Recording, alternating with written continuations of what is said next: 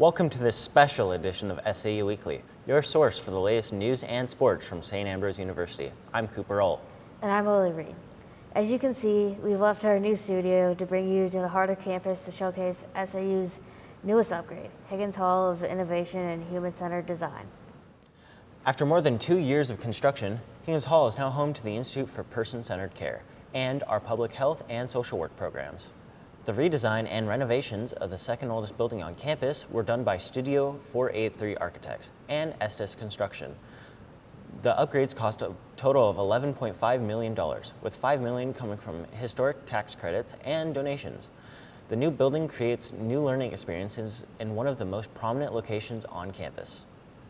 The classrooms are designed around how do students learn. They learn in ways that are not your traditional, I sit in front of the room, look at a lecture as it's unfolding. Now, there are some rooms that are like that, but for the most part, the rooms are dynamic, they're flexible, they're changeable. You've got high-low tables, you've got sofas, you have monitors that are on the walls, breakout spaces for small group activity, flexible use of furniture. That reflects the sort of understanding that people learn differently, and they're more likely to be engaged if you can change the physical environment they're in.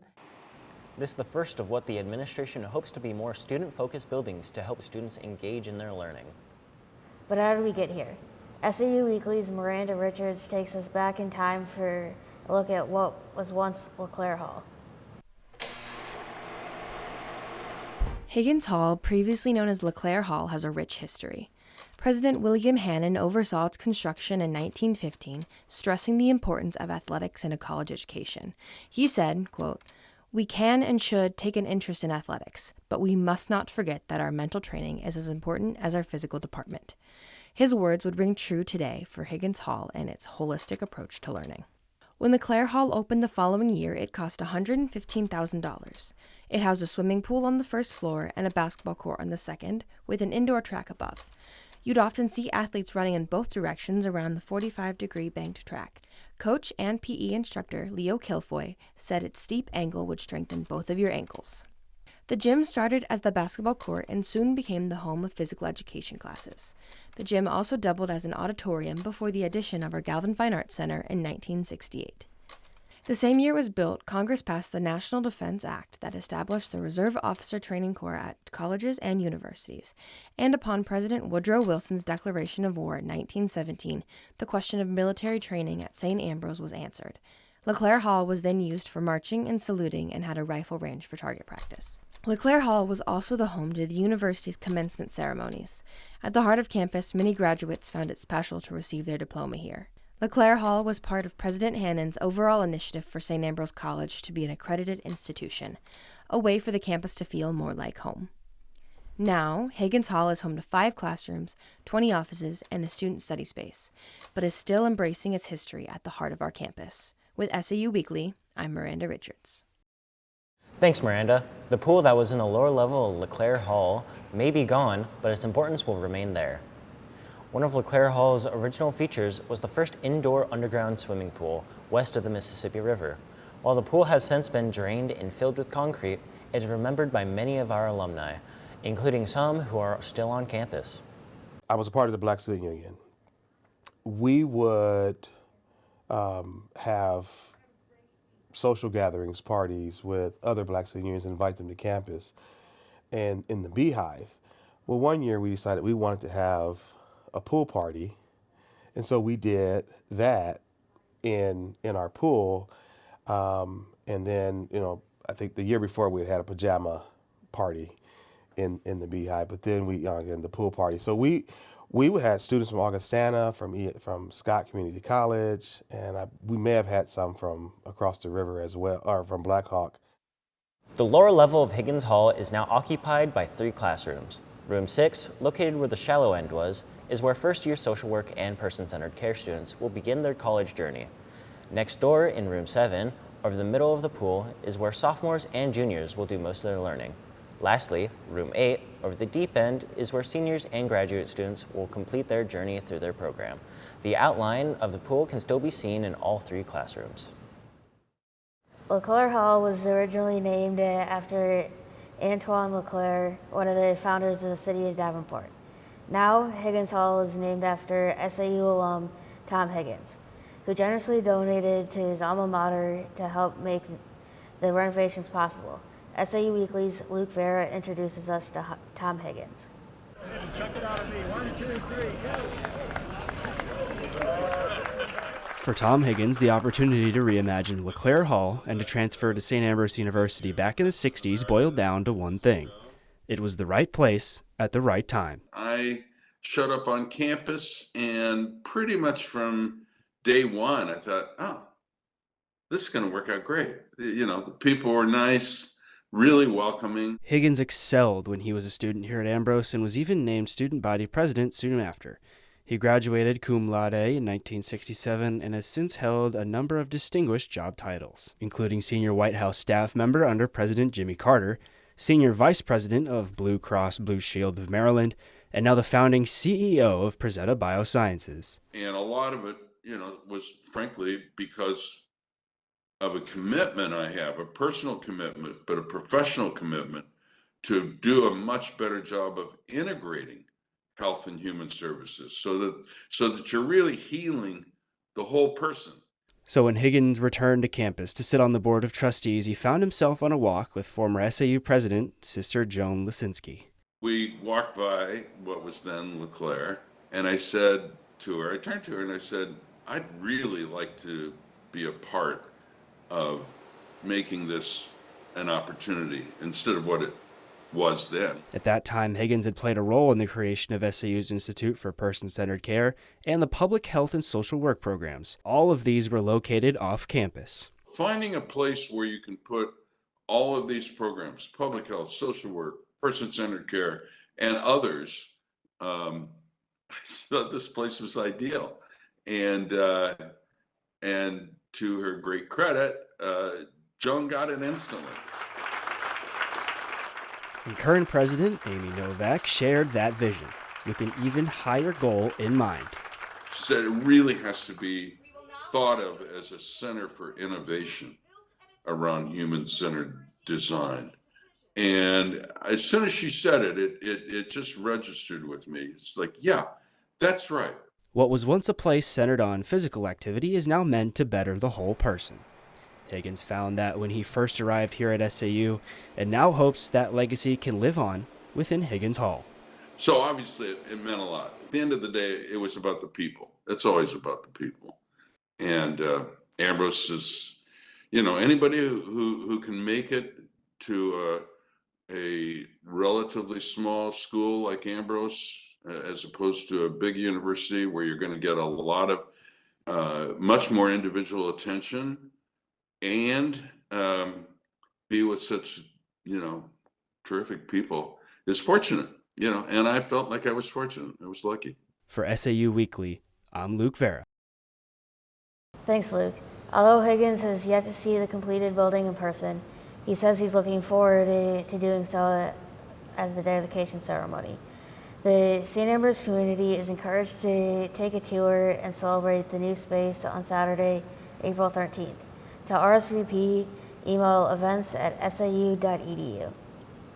While Higgins Hall is full of historical significance, it now contains a state-of-the-art technology to enhance his student learning. So to show you what those cameras look like. Back in December, just before move-in, it was faculty and staff that became the students. SAU employees sat down for a day of learning in the newest classrooms on campus. They learned how to use the latest technology to best serve their students. It's all part of the university's efforts to create spaces on campus that best facilitate the student learning experience.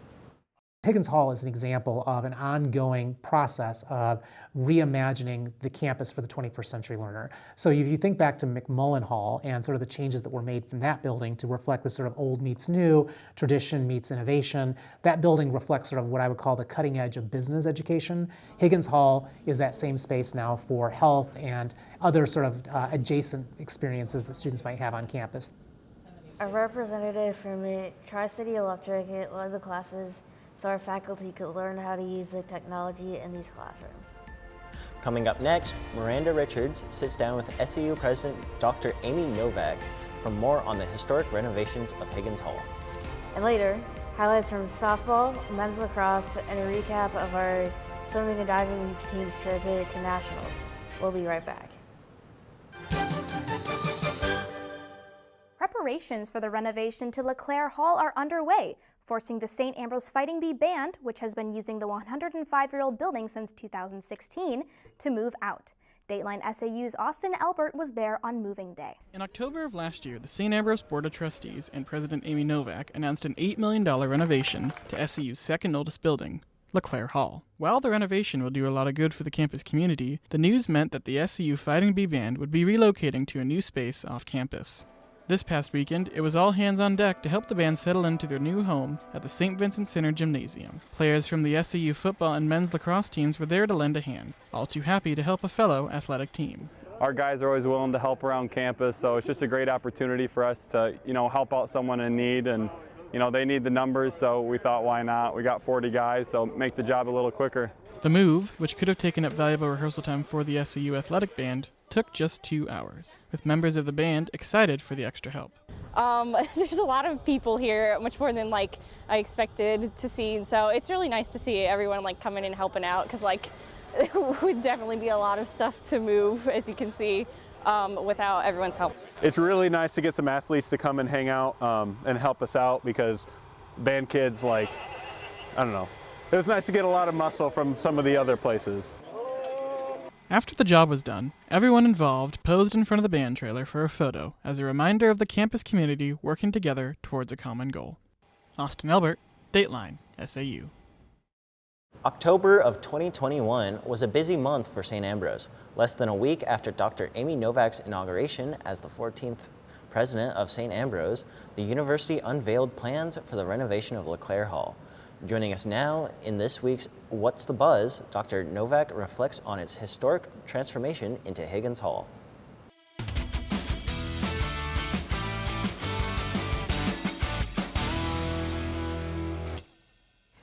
Thanks, guys. Joining us now is SAU President Dr. Amy Novak. So the groundbreaking for Higgins Hall was just less than a week after your inauguration as president. What is it like to finally see it finished? It's really exciting. Miranda, thanks so much for the opportunity to be here and be in this building and be able to just share the culmination of what has been 2.5 years in the making, right? And so I think it's just a reflection of where SAU is going and the progressive nature of our education and our ability to equip students for the next century of skills and dispositions that they'll need to be successful. And this building really embodies the spirit of that. Talk about how this building really embraces the old and the new and why that's important for an institution like St. Ambrose.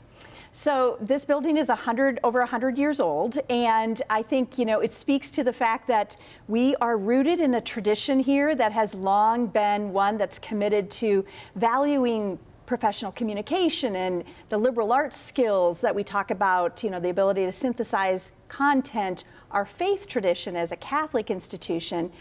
But we're honoring that tradition by also saying we know that the student of the future is going to learn differently. You learn differently than how I learned, right? And my own children learn differently than how I learned. And so we're recognizing that to strengthen student learning, we also have to have technology and accesses to spaces that really create different venues for learning. And so I'm really excited because I think the building blends tradition with innovation and really is a forward move for St. Ambrose as we think about the future.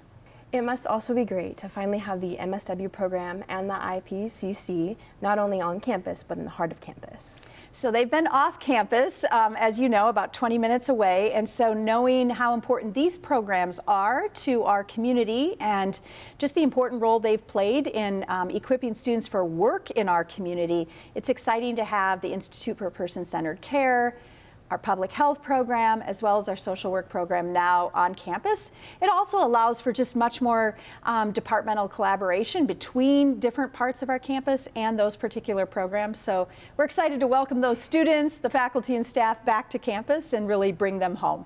Talk about the significance of the phrase human-centered, not only regarding the programs within Higgins Hall, but also its value within SAU education.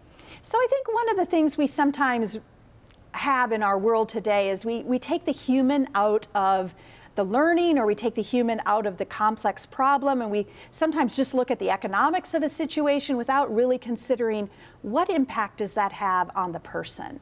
And so the vision of Tom Higgins, who is the donor to this facility, was really about how could we ensure that a St. Ambrose education would always put the student at the center, the learner at the center. And then similarly, how do we ensure that as we educate people, we're always helping them be mindful of what impact does this have on the person? Is it amplifying them? Is it lifting them up? Or is it in fact a policy that might be diminishing their presence or making a judgment call about them? And so certainly that's not what we want to be doing. We want to really be educating people, always mindful that our decisions have an impact on the lives of people. And so being human-centered is really reminding us of our values, that human dignity is at our core and protecting human dignity is at our core. This really seems like the culmination of Tom Higgins' generosity to SAU. Talk about the impact he's made, but also the difference any donation can make here on campus. As you know, a small college like St. Ambrose University often is reliant upon generous donors to make scholarships possible, new facilities possible, support for faculty initiatives. And Tom has just been a really strong beacon of generosity. And so he has supported the development of our social work program. He gave a gift to launch the Institute for Person-Centered Care, another gift to support the public health program, and now being able to, give a gift to support this building, which houses all the things that he was so deeply passionate about, I think is a culminating gift and leaves an incredible legacy, and should leave a legacy on all of the students who are going to be able to access this facility and use it as we go forward. The building's dedication is a little over a month away. What can we expect from that event? Well, we're excited to, really just honor Tom and his giving, but also showcase what's here. So I'm pretty excited to talk about the first floor, or the basement, I guess, where we have we received some historic tax credits for this building, and so we had to preserve some of our past as well as build new. And so on the main floor, on that basement floor, you see the tile of the swimming pool. And in the one room, it says shallow end. And this is where I think, our first year students start, right? You're kind of wading into what it means to be a college student. And if you go 3 classrooms down, you see the deep end and you see that tile, diving in the deep end. And I think by a junior or senior year, we're hopefully at a place where your education has equipped you to dive into those more complex issues. But on the main floor, you have an opportunity to see the old basketball court. And on this floor, you can see the track, right? And so there's just this beautiful integration, and we're going to be able to showcase that to all of our alumni and friends who are back to celebrate that event. Our choir is going to be singing. It's going to be a real celebration of a building that's really at the center of our campus and is now the heartbeat of our health and human services programs. Again, thank you so much for being here, Dr. Novak. It's my pleasure. Thank you, Miranda. Back to you guys downstairs. Coming up next in sports, we recap a big weekend for swimming and diving teams at Nationals. And we sit down with SAU wide receiver Yemi Ward to discuss his pro day performance at Northwestern University. Join SAU Weekly's Cole Nigan as he takes you inside SAU athletics. Stay tuned.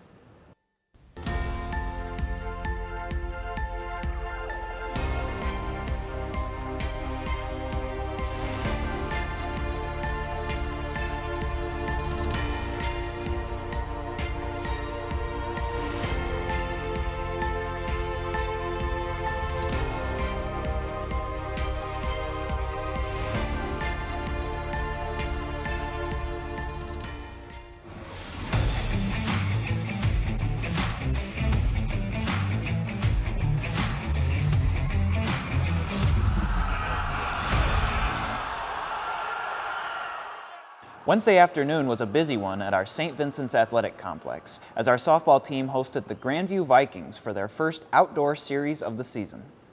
The Bees started off strong. In the second inning, Becca Hogg shoots it to the outfield and into a gap, allowing her to cruise into second for a double to get the Bees' offense rolling. Following that, Taylor Martin dribbles one in front of the mound, and a throwing error from the Vikings brings in Reagan Engberg to make it 2-0 Bees. In the fourth inning, Becca Hogg singled to left field to bring Erica Ralphs to third and Alyssa Schumacher and Maddie Reed home, making it 6-1 for the Bees. It would not be enough for the Bees, however, as Grandview would tie it at 6th in the top of the 5th. The Bees would fall in extra innings, 9-6. Men's lacrosse opened conference play this week, looking to bounce back from their only loss of the season to Aquinas. Fighting Bees hosting Missouri Valley, and it was all SAU from the very beginning. The team's leading scorer wasted no time. Mikhail Shadix scored twice in the span of a minute. He would lead the team with 6 goals and 1 assist in the game. Later in the quarter, it's Isaiah Hahn to Ian Ban, who puts it in off the post to make it 5-0 Bees. End of the first quarter, Bees still on the attack. Joey Curzon finds Hahn, who connects. It's 7-0. The Bees would rack up 23 goals in total as they cruise to victory. They now sit at 4-1 and 1-0 in conference play. Both the men's and women's swimming and diving teams finished out an exciting season this past weekend at the NAIA Championships in Columbus, Georgia. The women's team placed 11th overall and the men placed 6th. Individually, the Bees recorded multiple personal best times, All-American honors, and 7 school records. Junior Mickey Hassim had a personal best time in the 200-yard individual medley, placing 6th overall. He also placed 8th overall in the 100 butterfly. However, I was actually very confident. We had a great season before. We prepared really well, we tapered really well. So going into the competition, I felt really prepared, really ready. So even though I was a little bit nervous, I felt pretty confident in what I was going to do. Some of the goals going into this season were just bettering my times from last year, and not necessarily the school record wasn't one of my goals this year, but I just wanted to come in and improve from what I had done last year. Kylie capped off her season by breaking the school record in the 200-yard freestyle. To hear more from our swimming and diving team, watch this week's episode of Inside SAU Athletics. SAU wide receiver Yemi Ward wrapped up an amazing career with a record-setting senior season. But that may only be the beginning. This week, I sat down with the St. Ambrose standout to talk about what's next. Last fall, Yemi Ward became SAU's all-time leader in receiving touchdowns.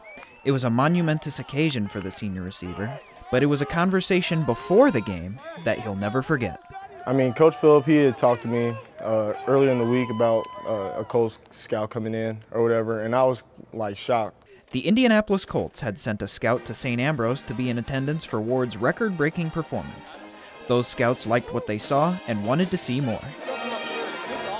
Ward was invited to compete at Northwestern University's Pro Day to perform in front of NFL eyes. When you get to these pro days, your 40's really stressed as far as, if you don't run a certain time, they don't want to keep you around kind of thing.